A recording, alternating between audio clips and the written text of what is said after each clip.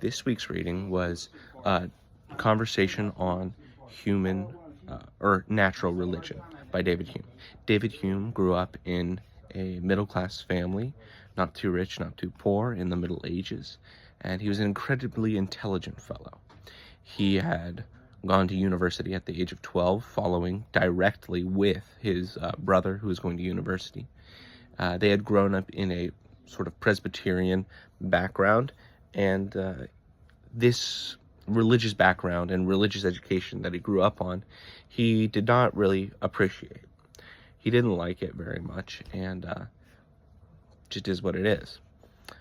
He eventually determined that he neither wanted to be a doctor nor a lawyer, as he has said that the study of being a lawyer and the study of law made him sick to the stomach.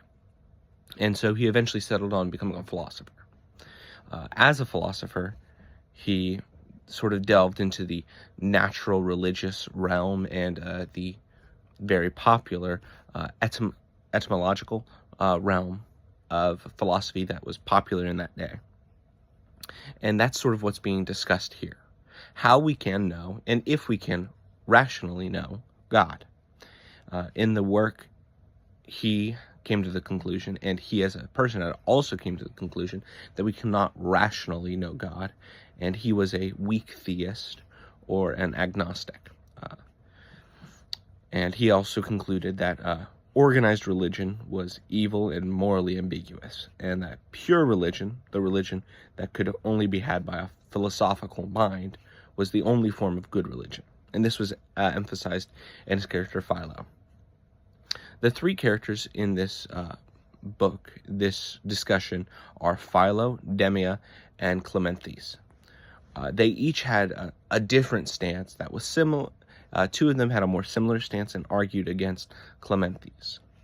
It started off with Demia talking about the world and talking about God, and how, because God created everything and God is beyond the rational, capable understanding of the human mind, it was impossible for us to rationally know God. Clement and Philo also had agreed with this.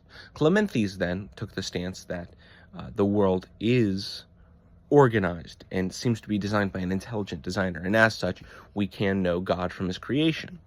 He used the famous analogy of the world being like a machine, and a machine being fine-tuned, such as the world is fine-tuned.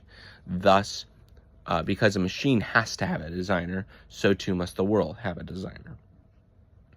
And they go back and forth in this argument on this particular argument, trying to disprove this sort of designer of worlds and the designer of the universe argument over the course of this text.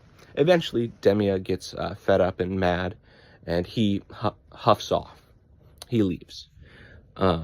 Cleanthes sticks true to his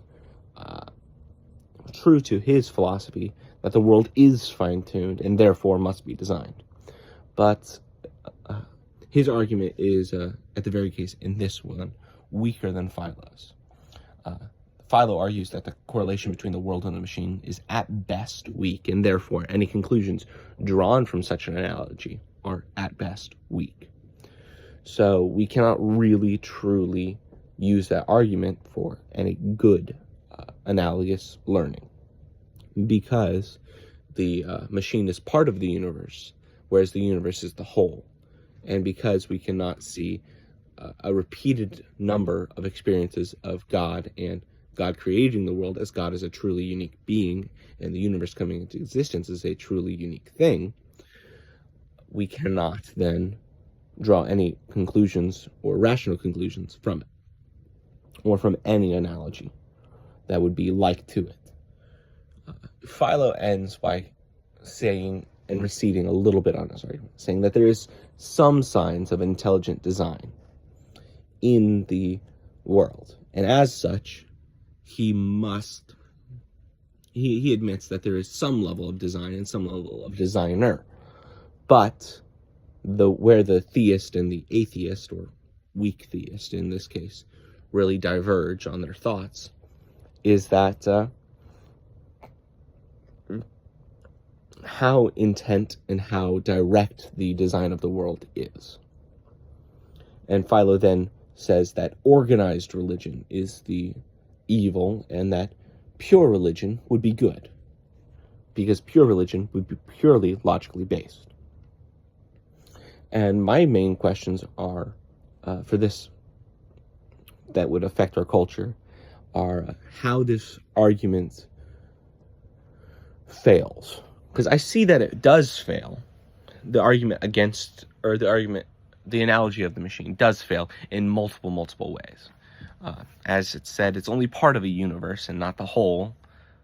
And so a better argument then would probably be that some individual component of a machine is manufactured and fine-tuned and works in tandem with the machine, just as the Earth is part of the universe and the universe as a whole was also created.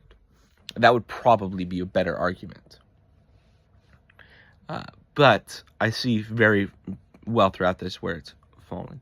I don't see any real major issues with his logic other than him not necessarily doing a great job at fully producing and fully giving good faith argumentation against his own point, as well as we could see. But his logic and reasoning, David Hume's, overall throughout the entire work is fairly consistent. So my questions would be, how can we really argue for rational belief and rational understanding of God through the world, outside of the Bible, extra-biblically, because the Bible itself, in several passages, does claim to be known? And my second question is, how could one